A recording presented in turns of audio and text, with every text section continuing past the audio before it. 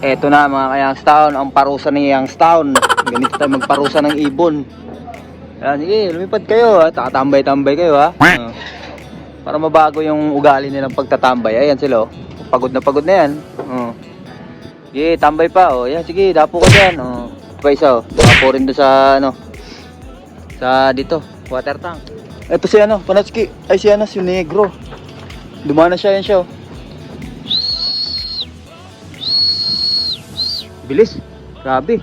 Yan o. Yan na si Negro mga Youngstown. Umuwi na. Welcome back mga Youngstown. Dito sa Youngstown Love TV. At ito open loop na naman tayo mga Youngstown. Pinakawalan lang natin yung ating mga ibon dito sa loop at sa labas mga Youngstown. Kaya samahan nyo ako. Today, let's go.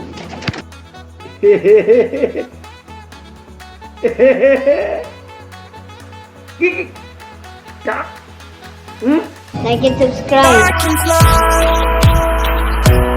I can fly.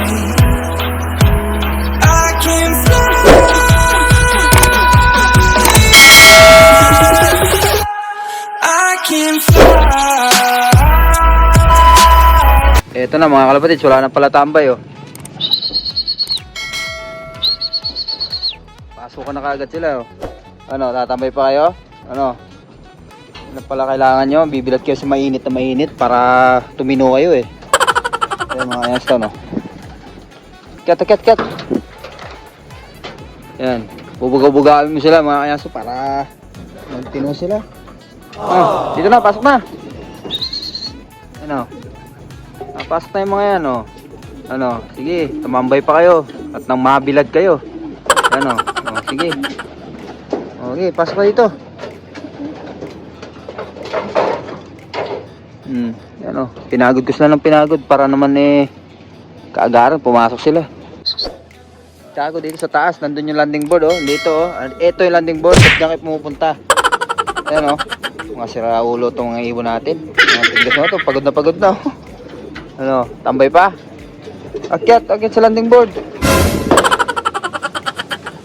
Eto na mga ka-Youngstown, ang parusa ni Youngstown. Ganito tayo magparusa ng ibon. Ayan, sige, lumipad kayo ha. Takatambay-tambay kayo ha. Para mabago yung ugali nilang pagtatambay. Ayan sila oh. Pagod na yan. Sige, tambay pa oh. Ayan, sige, dapo ka dyan. Pa isa oh. Dapo rin doon sa ano. Sa dito, water tank. Sige, magtambay pa kayo at ng ano. Yan ang dalawa, hindi natin papasukin ngayon. Ayun, wala yung takip ko. Yung takip ko nahulog. Yan. Kaya na lang natin sila. At kakain pa pala tayo. Hindi pa tayo nakakain. Pambihirang Pinoy oh. Pinarusahan ko itong mga ibon natin. Ano, napakainit. Grabe. Ganyan magparusa ng ibon. Tahaling tapat. Pagka matigas ang ulo, ganyan gawin nyo. Huwag nyo papasukin. Para mabilad sila sa araw. So ito nga mga ka-Youngstown, dating gawi alas 2 ng hapon o tanghali. Ito na yung mga ibon natin. So kulang tayo ng isa. Nawala yung kapatid ni Panotski. Hindi ko alam kung nasa napunta. Pero nag-overfly siya eh. Napunta bandang gawi doon. Hindi ko alam kung saan napunta siya. Pero sa tingin ko babalik pa naman yung ibon natin na yun. Yan, nandito nga yung dalawang grizzle natin na inakay. Tapos si Panotski lang yun nandito. Ayan oh. So ilan lang to? 2, 4, 6, 8, 10, 12. Kulang ng isa mga Youngstown. 13 nga to. Kasama yung dagit o loop visitor. Ayan.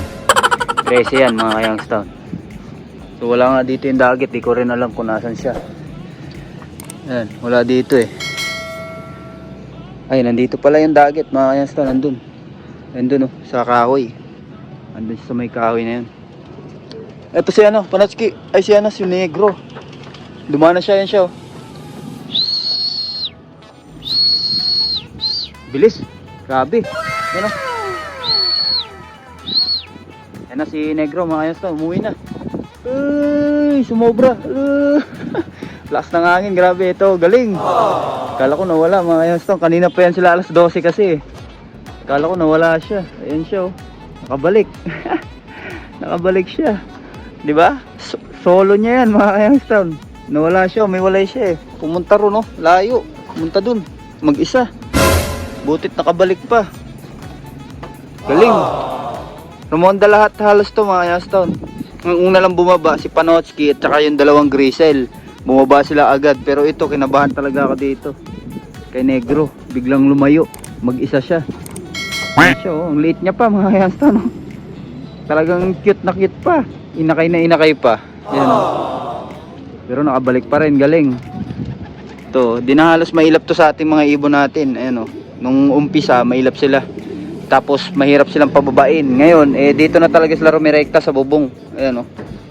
Hindi kagaya nung mga unang araw, talagang tumatambay sila dyan sa poste. Ayan, ganyan nga natin sila pinapawalan alas 12 or alauna ng tanghali. Tapos pinapatambay natin, tinatakpan natin tong trapdoor nila para hindi sila agad magsipasok. Yan, pinapabilad natin sila dyan. Nasa ganun, masanay sila dito sa labas, no? At ito nga si Negro, oh, kakabalik lang. Yan, oh. Pagod na pagod, oh. Kanina pa to alas 12 nawawala Butit nakabalik pa, oh. Yan siya, oh. Hindi siya mailap mga Kayangstown. Nasanay nga sila sa atin. Dahil itong mga to, hinahanpid ko yan dati. Hinahanpid ko yung mga yan. Kahit malalaki na sila, kaya na nila tumuka, hinahanpid ko pa rin. Yan, oh. Kasi nga, yung nanay nila nawala. Inakay pa lang sila. Yan. Tapos yung tatay naman nila, ayaw silang subuan. Ayan nga, oh, tatay nila, oh. Yan yung tatay nila. Ang problema nga dyan sa tatay nila, binubugbog sila nung mga inakay pa sila.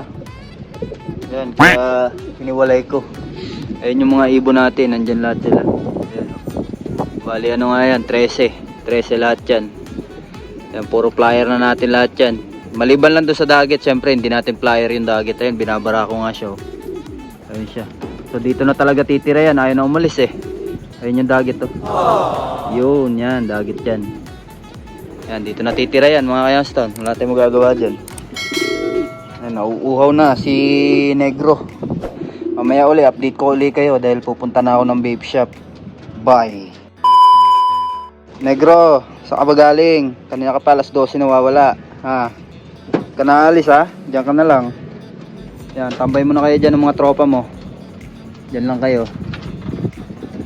Yan, sige. Good luck sa atin, good luck sa atin. At sana dumulo kayo. Ito lang mawala sa inyo pagdating ng karera. Yan. Lahat ng to pang nonorte natin itong mga to. Ayaw ko nang mangyari yung mga nangyari dati na walang training nga yung mga ibon natin. Sinasampa natin sa truck. Kaya gusto ko dito pa lang batak na sila para pag sinampa natin sa truck all goods, di ba? Maganda rin yung ililipad nila at di sila kakapusin. Kailangan dito pa lang hindi na sila mapapagod. Ayan. Hindi sila pagod pag nandito sila. Kailangan ma-reach natin yung 2 hours na low fly. Yan. Bago natin sila isampa sa truck. Kailangan masanay muna sila dito. Kaya ganyan din ginagawa natin. Hindi natin sila pinapapasok agad. Pinapakabisado natin itong lugar dito sa kanila. Para hindi na sila tumambay sa kung saan saan. Yan, oh. Tulad niyan, nakaugalian na nilang dumapo lang dito sa bubong o tumambay dito sa bubong. Diba? Hindi gaya dati nandun sila sa poste, tatambay yan hanggang mamayang hapon. Ganun yung ano nila, ugali nila dati. Pero ngayon, ayan, oh, andito na sila halos. Tapos hindi na sila mailap sa atin, di ba? Kaya effective din talaga yung ganitong pagtuturo sa mga ibon. Ayan. Pag may ugali kayong palatambay, ganyan lang gawin nyo. Tanghali nyo pakawalan yung mainit na mainit para hindi tumambay. Tapos huwag nyo papakainin. Yun lang mga kalapatids.